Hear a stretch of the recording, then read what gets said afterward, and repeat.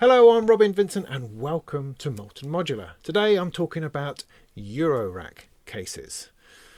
Oh yes, Eurorack cases. Eurorack cases are one of those stumbling blocks, one of those steps you have to get over in order to get in to the world of Eurorack. It's one of the first decisions you have to make way before you really have any idea how big a case or how much Eurorack you're going to be doing. And yet you can't really start until you've got the enclosure.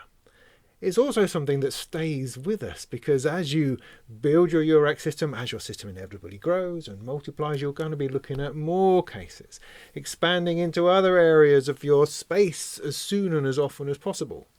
Now, a few years ago when I started out in Eurorack, there were probably two case options.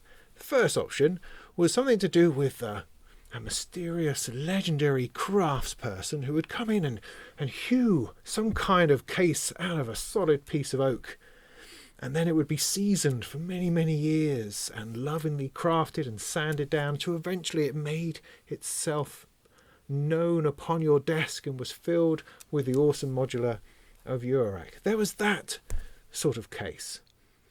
The other option tended to be something along the lines of a cardboard box that you screw together with a couple of rails. Didn't seem to be really that much in between. These days, case choices are much improved with something like, for instance, the nifty case from Create Audio here, which is fantastic value for a small, compact case that's got a power supply built in, MIDI built in. It's all ready to go. You can stuff in a couple of modules and off you go. You can also buy sort of suitcase ones from Tip Top Audio or IntelliGel that give you a couple of rows of stuff in a self-contained unit. So we have several options, but into this space are a newcomer, a UK-based firm called Strombox, who believe that they have a Eurorack enclosure solution which somehow sits there somewhere in the middle. It's not a work of art, but they're beautifully made. It's not made of solid oak all over. It's sort of MDF. It's somewhere down there. It's not cheap and cheerful. It's decent, well priced, but also interestingly modular in of itself in that it can grow with your system. And that's something which we haven't really seen before. You just add another case. Random cases, this case, that case, stuff them together. They might look similar if you're lucky, but probably not. Whereas with the Strombox case, the design is so that you could get one and then build another unit upon it and another unit upon it, and they all kind of strap together, screw together, and play nicely with each other. Anyway, I wrote something nice about the Stromboxes on Gear News because I thought, well, they look quite groovy. I liked the idea. I liked the way that you could have them assembled, or you could build them yourselves. You could paint them or have them varnished for you or not. Lots of different options. I liked the versatility that came with them. And so they got in touch and said, well, do you want to try some out? And me, being me, said, yes, of course. Why wouldn't I want to do that? Because cases are something that we are always thinking about, and there's always going to be room. Well, if there isn't room for another case, there's no more room for modules, so there's always room for another case. So I've got them here. I'm going to show them to you. We're going to have a bit of a fiddle, might install a few modules, and they sent me some which are assembled, but also they sent me one which is flat packed. So we're going to build one, put one together as well, which should be fun. So let me introduce you to one part of the Strombox. I've got it down here on the floor. It's actually not that heavy. There we go. Yeah, no, sliding nuts. I know you don't have to have it with sliding nuts. You can have it with a bar of nuts, but you know, they don't want to throw money at me necessarily. So there. Now you'll get a better look at this in a minute when we start putting them together. But this is essentially laser cut oak veneered MDF. It's good, it's solid. These are varnished, these particular ones, and it actually sort of feels and smells rather lovely, I have to say. The size of this particular one is 2 rows of 84 HP. Now 84 HP is what they've gone for. Don't know why, that's just what they've gone for. And that's okay, because what we'll find is that this tends to go tall rather than wide. And that's pretty good for me. I mean, look at my rig at the moment over here. I've definitely gone for height. Height is something that I have. Width is something I do not have. So in that respect, 84 HP is not a bad thing as far as I'm concerned. So there's that one. Another option is this, the single row. The single row, similar idea. See how deep that is? Pretty flipping deep. It's going to take anything, I suspect. And that goes up on there. Can you see sort of the modular side starting to work its way in? Now, it's not, you're not just sitting boxes on top of each other. There's a whole bunch of brackets which this stands with, which starts to get really quite interesting as well. There's other things.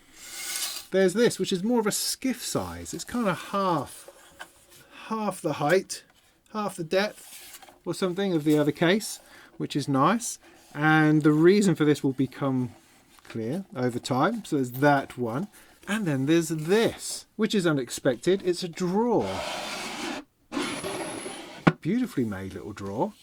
And that's going to sit at the bottom, I think, once I put this together, which will be fun.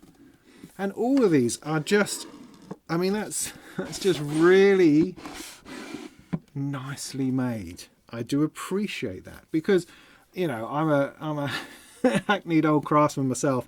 Anything that I build tends to just sort of hang just about together. I get away with it.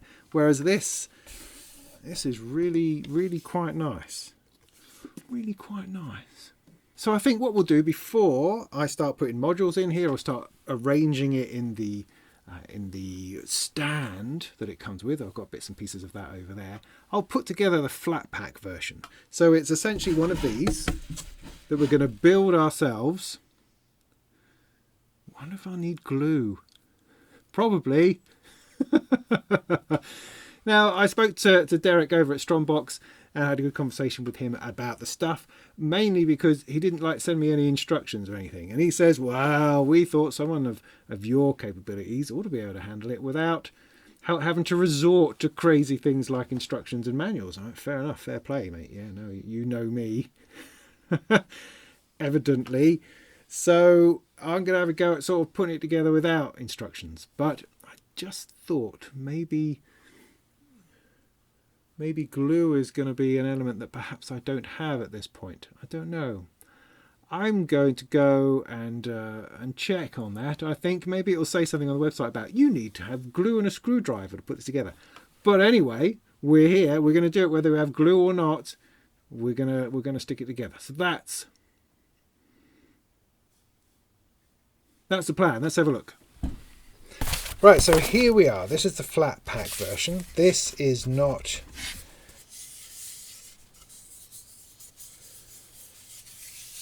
fully finished. It's not varnished or anything like that. It's just completely raw, I believe, which can either be painted or you can put varnish on it, whatever you like. It's just as it comes. There's a few screws, the nuts for the rails of which I've got here. These look like regular sort of tip-top audio rails that you would get from any place.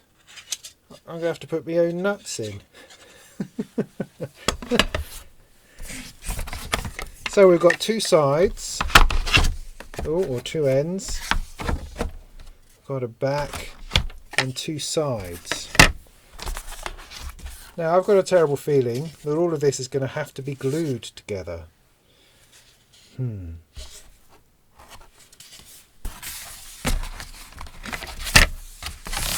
As opposed to anything else. Now I do have one as a guide. So it's going to end up looking a bit like that. So maybe that's going to be my best bet, is to follow exactly what that looks like. So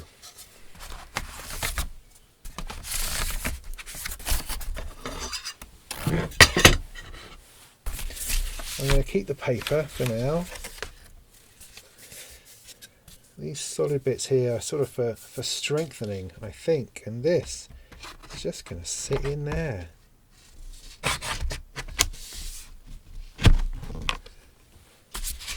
And this is going to sit in here.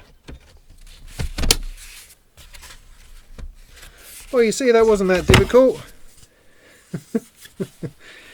And then this goes on one end.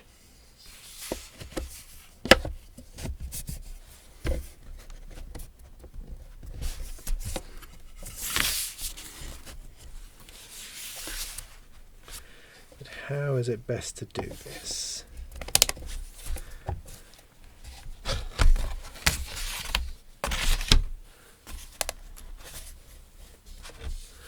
Maybe I'm going to put that together like so.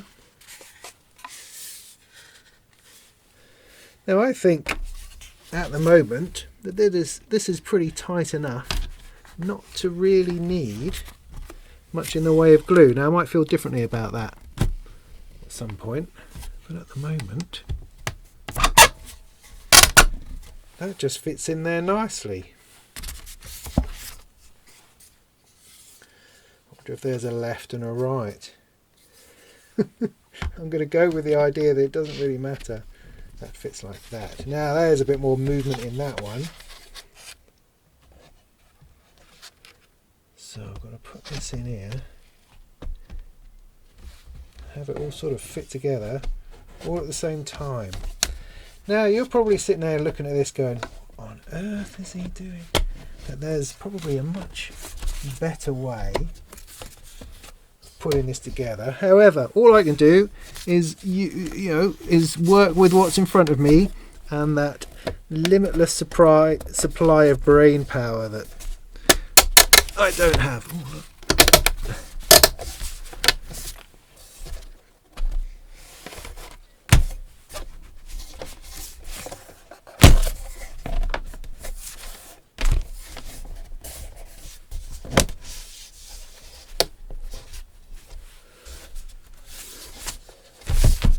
Yeah, you see? Yeah. Oh, yeah. Oh, yeah.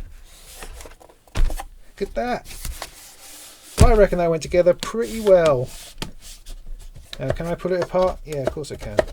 Does it need a bit of glue? Yes, probably. However, what we do have is these rails. Now, these rails may well help keep the whole thing together.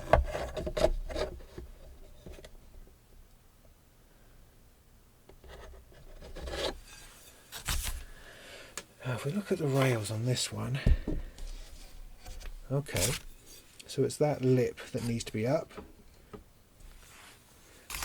and I've got to decide how many nuts should go in it, because it would be really good to put the nuts in first, I would say. I mean, I'm no expert on these things, but that's going to be my assumption at this point. Now, I've got a bag of them here.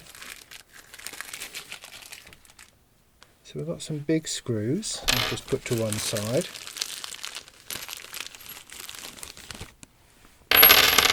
One, two, three, 5,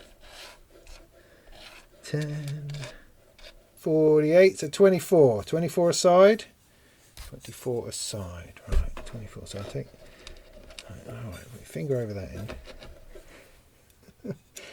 I guess they just like go like that. Exciting. Now I should say that I really don't mind sliding rails, sliding nuts rather. I don't mind them at all. I have them on all of my Moog 104 HP cases, and in many situations, particularly like me where you're moving modules around a lot, they can be very, very useful, whereas with fixed rails you find that you have to take a whole load of modules out every time you want to move something. So sliding rails, sliding nuts rather, can work for me. However, if you take a module out and you can't find enough of the nuts for what you want to put in, then that's when it can become troublesome. And then you're fishing around trying to find stuff. So, right, there and there, screw in from the side into sort of the middle screw thread.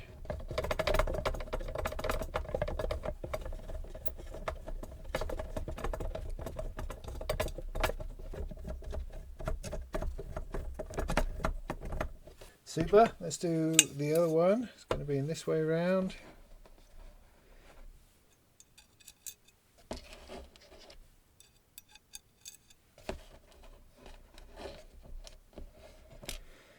Oh, makes for fascinating television, this does, eh?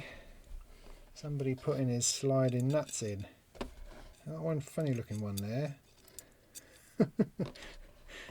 That's a bit odd.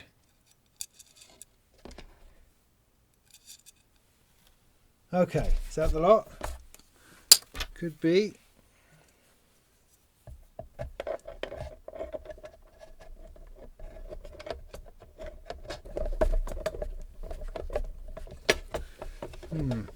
That's not going in as easily as I'd like. I'm going to get myself a screwdriver. Well, these aren't fun, are they? Putting the screw threads on the rails. These enormous screws having to cope with. Do I have an electric one screwdriver thing somewhere? Maybe. I'm not going to make it. That's more like it. That's kind of how you expect it to be.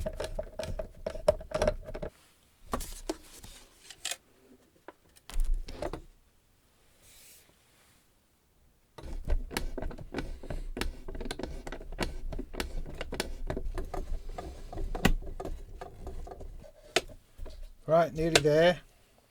Now I wonder if it's worth putting in a module just to make sure that that height is right.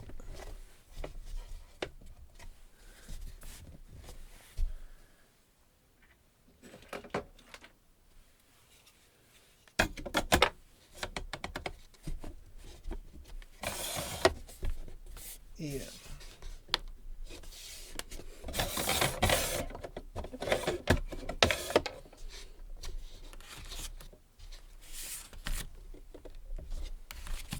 Now bear in mind I've not used any glue, so there's nothing really holding it this way at the moment. But modules will hold it, of course. They will stop it moving apart that way. So there we go. What do we think? That's all put together pretty well. Without any glue. Just by pushing them together, because the cut is so fine, so accurate, that it just squeezes together beautifully. Look at that. Excellent. Now you might be wondering about this cutout here. Well, and so you should really. This is for an internal power supply. So if you were going to put a power supply in the bottom here, an internal one with bus boards or whatever, this gives you access and a space to mount the plug. In fact, they give you these plates here. I mean, there's some blank ones which can go over the top, or there's ones with cutouts, and apparently this matches up with the sort of IEC plug socket that you can get off Amazon, or are of a very much a common size.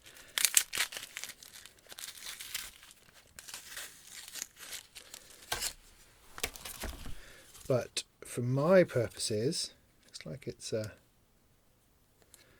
okay. Nice. That could fit on there as a blank, as a peeled blank once I've peeled it. See that? Nice. Okay, not going to do that right now. So I didn't need the glue in the end. I did actually plug in a glue gun, thinking, well, that might work. I mean, it's not exactly wood glue, but it might glue something. But I don't actually think I'm going to need it.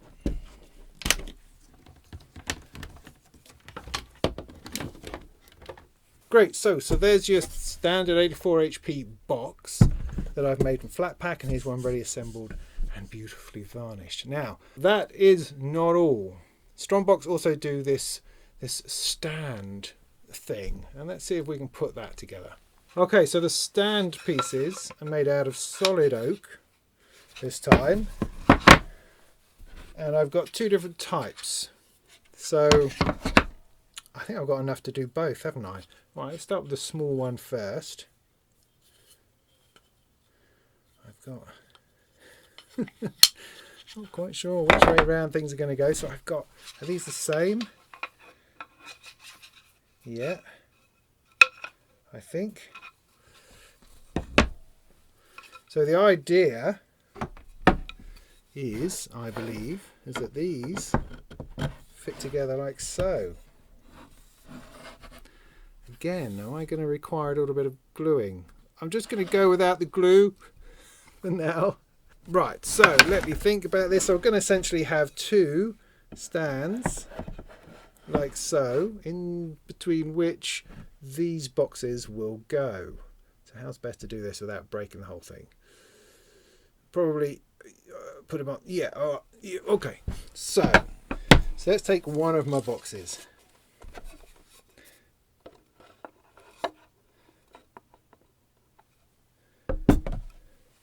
And put this on the side. Now we've got these rather lovely, rather fantastic wheels which are going to go through here, I believe.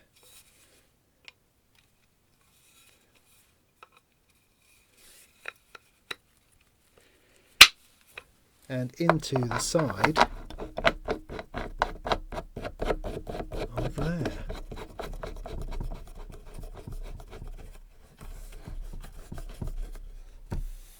And then this side similar.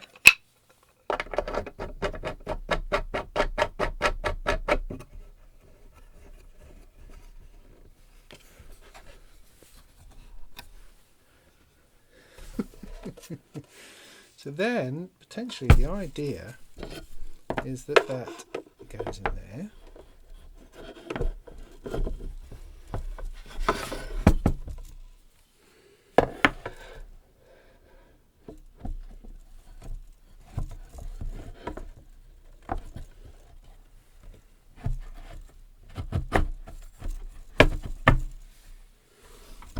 And there like that.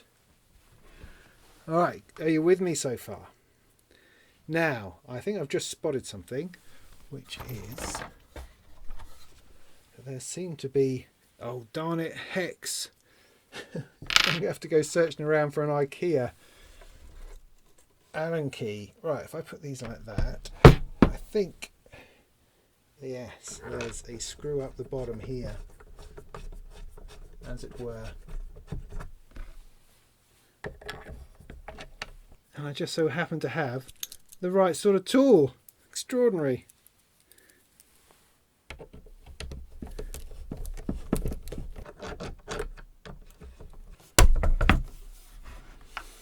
Now that's quite lovely on a whole different load of levels. And the reason why it's lovely is because you can give it this tilt. Isn't that fantastic? Isn't that just awesome?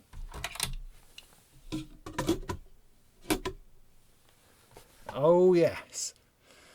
Oh yes, I want to talk about it being modular and expandable. This is sort of what I'm talking about, because once you've bought one and the stand, then maybe you fill that up. And maybe you get yourself another one of these. And when you do that,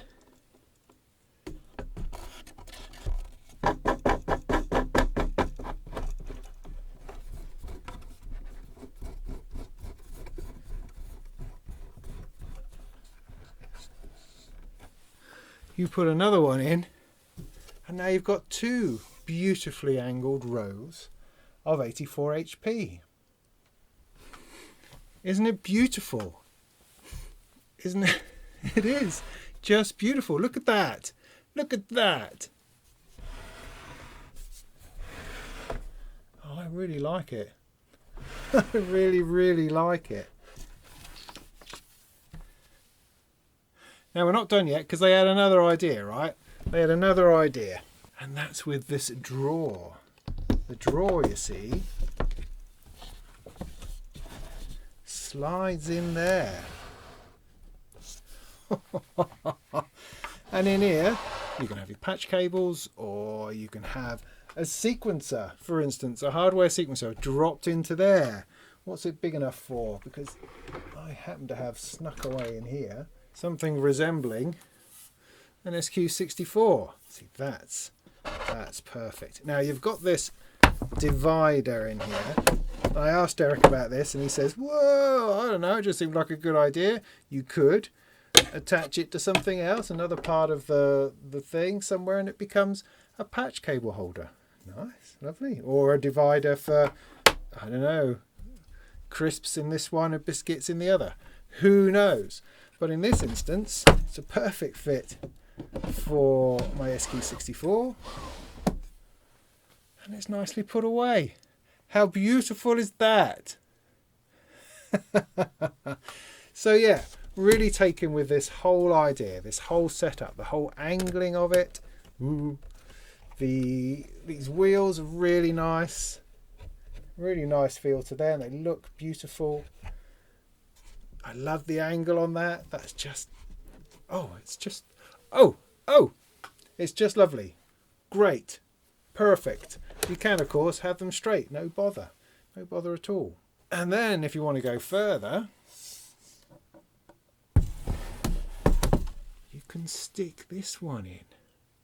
Further expansion. But let me put together the other bracket to show you that. The tray also has screw holes here, so you can fix it into the base. So it's not just floating, it is, or can be, actually fixed.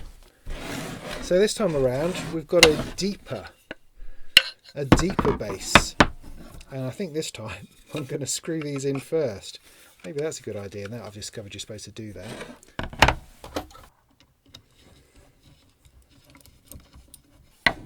Right, so I've got my side bits.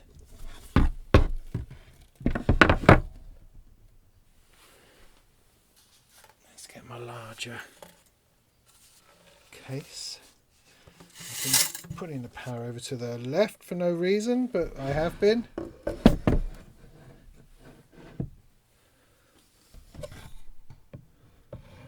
Right, that can only go there, I think. Yeah, okay. So let's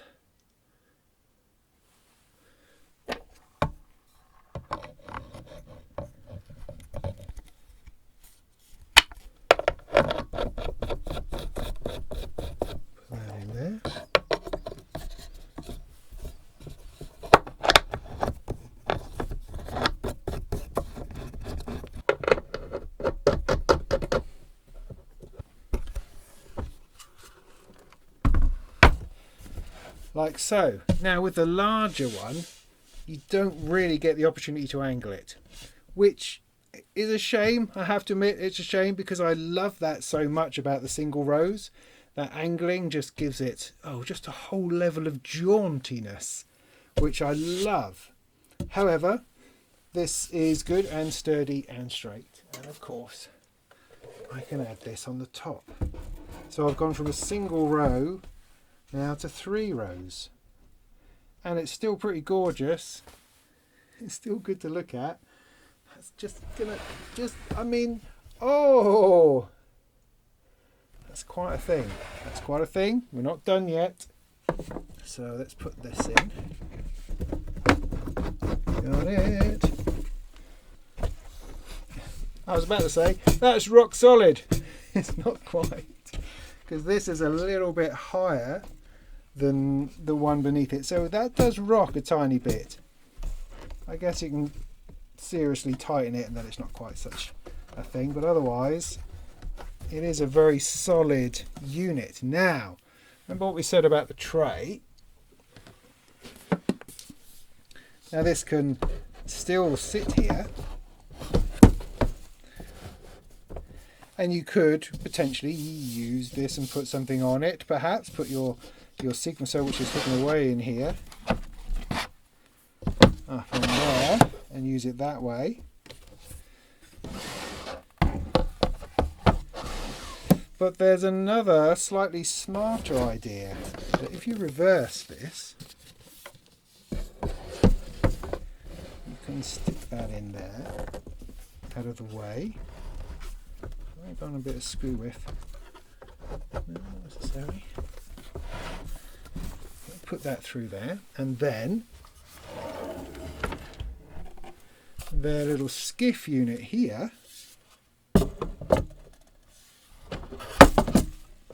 slips in there.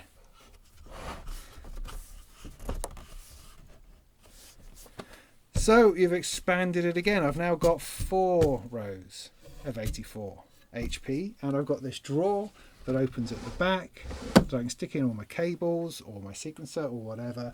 This is assuming that I've got a little bit of space behind it, so it's a bit more freestanding. But otherwise, these extended arms at the bottom do a brilliant job of grabbing hold of this, and there are screw holes here in order to secure it if you wish. I've got 1 screw left. Oh, hang on, that's that whole, here we go. Oh, look, got a whole bag of screws. Whole bag of screws.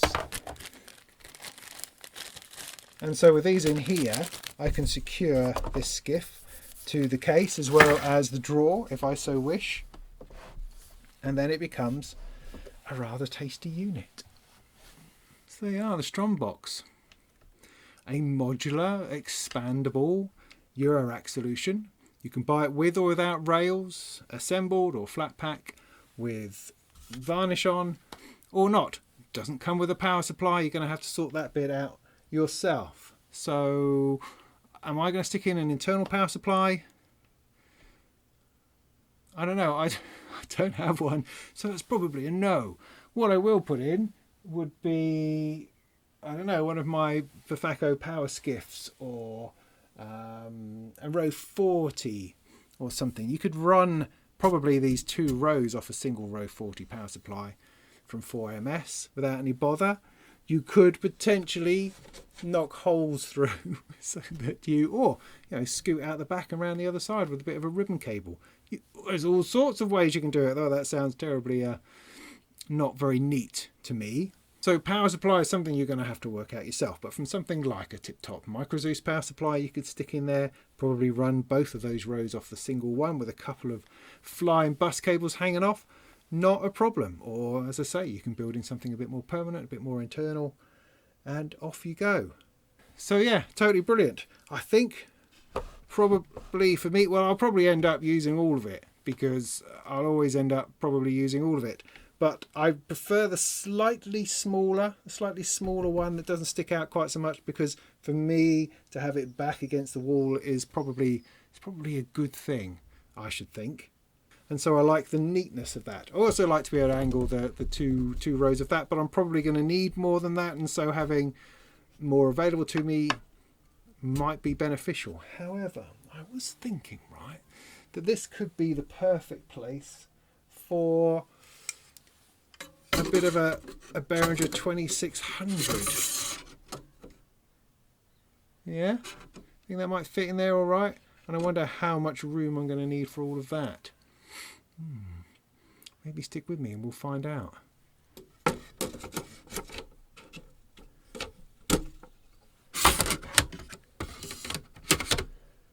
How about that? Quite interesting. Quite interesting. Obviously I'm going to need to put in a power supply, and then I need something to sort of play it or rig it up with. Maybe this would fit beautifully in the 2 rows of that one, and then I could do the whole angling thing, which I quite liked. So what are they like plugged in? Well, it's only when you start putting actual Eurorack modules in there that do you really appreciate both the quality of the box and also the slight imperfections. I mean, we are dealing with wood here after all. So I found, for instance, that the top row here fitted in nicely. Easy to move modules around. In the bottom row, much tighter. So it's almost as if the center nut rails are just, off by a millimetre. But you've got to think tolerances, and it completely and absolutely works, don't get me wrong. It's just if it was half a millimetre one way, it would just make both of them move that little bit smoother. With the top box here, as I showed before, just because it's a millimetre higher than this case, which is good in some ways, is it? I can't quite think. You do really have to tighten those up in order to get that solid. Although you could use screws rather than the wheels in the side, and that way you could make it completely not going anywhere firm. I mean, that's pretty good now. I mean, the only time that becomes an issue is when you're plugging things in and out. However, unlike some of my other cases, I can do this completely hands-free. It is rock solid in terms of these legs and the way it stands there, because with, for instance, my orange case up here, I'm always having to hold it before I plug anything in and out for fear of tipping it over. So in terms of stability, really, really good. Hit one snag with the Skiff. So this is the Skiff here. Can you tell what the problem might be? The problem with the Skiff at the bottom here, although it fits delightfully, you have patch cable problems. You've got patch cables coming out of here. I've got no way to access these knobs. It just doesn't really work in that respect. So that, not so great. However, if I was to use this with the two boxes that I'll show you in just a minute, then that would work. That would not be a problem. It's just purely in this configuration of now having 4 rows that it doesn't quite do it.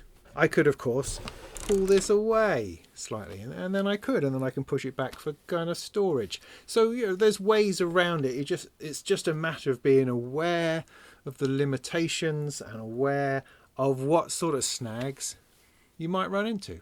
But of course, bringing in my little sequencer in this place would absolutely work. Let's get this out of the way for a moment. What's it running? Oh, it is running a sequencer. Hang on.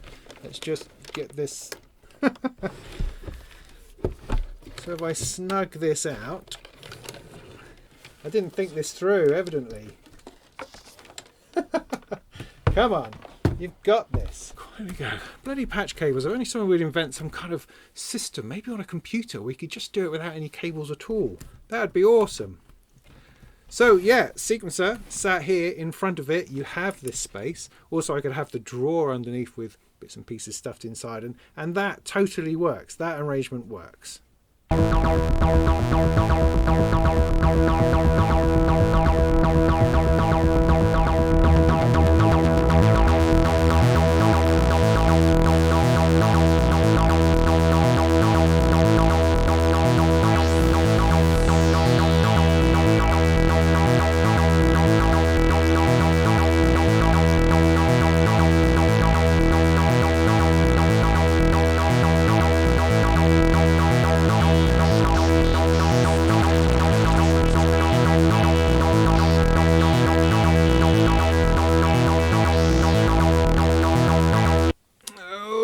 It's a lot of fun, but then modular always is. Whenever you go through the experience of building something into a case, it's just a fantastic time because it's a new time of discovery. You're rearranging your modules, you're putting stuff in that perhaps you haven't played with before, perhaps you haven't played with for ages, and so levels of creativity just pour out of it. It's just an tremendous amount of fun. But that's Eurorack. That's not really anything to do with the case per se, but just to say that there's a wonderful experience that you have when you buy a new case. It is something extraordinary in the building of your synthesizer, the selection of modules, the putting of those things together, the wiring it together. All of that is something that those guys with those big synthesizers, they just never understand. They plug it in and they play the keys. That's fine. But this is something else. It's just a different world. It is. So anyway, what was I saying? So yeah, so there you are. There's the 9U setup with a little one at the top and the bigger one beneath. That's good. It's solid. It's gonna go the distance. You know, it's gonna go the distance, and it's gonna look, and does look, fantastic. So let me ruin all of this and get the smaller stand, or the slightly squatter stand, and put the 2 in it, so we can see how best that works in the reality of plugging stuff together and trying to make some music. So perhaps in some ways this is a better configuration. where you've got a Skiff and 2 of the 3U boxes. That is quite a nice, that's quite a nice little setup, I think. And that again can go away when you're not using it. You can screw it in here if you want, but I don't think that's appropriate for the Skiff particularly. You could theoretically mount this in the same stand to give you your 9U flat. I don't know, I'd have to look into that in a little bit more detail. But this is very funky, very interesting. Let me plug a couple of things in just to see how well that does anything at all. So put that in there. Yeah, put that in. Let's put that in there. Yeah, I'll put that into there. It's completely fine. It's completely handling me pushing things in, taking things out. It's sturdy. It's not going anywhere. You don't get any of that clashing that you got on the larger one. So there you go, Strombox. Interesting. They're a bit boxy, you know, they're into their 90-degree angles, very much into their precision boxiness. There's no slight curves or jaunty angles. It's all very much designed around a box, an oblong, if you will. And that's fine, but the quality of these stands at the side is excellent. The wood and the oak veneered MDF looks great, looks fantastic. I love the way it is completely modular. So you can just start with one of these. You can then get the stand, set it up at an interesting angle, get another one, get a Skiff, get the 6U one, build on it. I love the fact that it's tall rather than wide, so I could easily put another one alongside and I'm not using up all my desk space immediately. I'm evolving into that, taking my time to get there. It's not the cheapest case in the world, but it's also not that expensive. It's not massively boutique, but it's not cheap as chips. It's somewhere in the middle, and that's good because you don't always want to be aiming at the bottom. Sometimes you want something which is going to have sufficient quality to take you forward, to last a long time, and to enjoy playing with without the fear of it falling apart or breaking. And this definitely does this, without being so boutique that it prices itself out of any possibility. So yeah, Strombox, pop along to the website and you can configure exactly what it is that you want, with or without rails, with or without varnish, with sliding nuts or fixed rails, 1 row, 2 rows, 3 rows, stand, not stand, fat stand, thin stand, the one with the drawer or not. You know, it's entirely up to you. You can just fiddle around on there. It's a great graphical website and you can configure exactly what it is that you want. So yeah, I'm pretty pleased with that. I think this in particular, this I think is kind of the sweet spot in elegance, in interest, in design. But then of course it's perfectly fine to stick another row in there with the 6U one. And you're expanding, you're modularizing, you're getting bigger, you're expanding because it's going to happen to you. You have no choice. More modules will come. Somehow they will make it onto your desk, sitting around, not doing anything, and you're going to need to put them into something. And that's what this is about. So there you go. I hope that was helpful. In the meantime, go and make some tunes.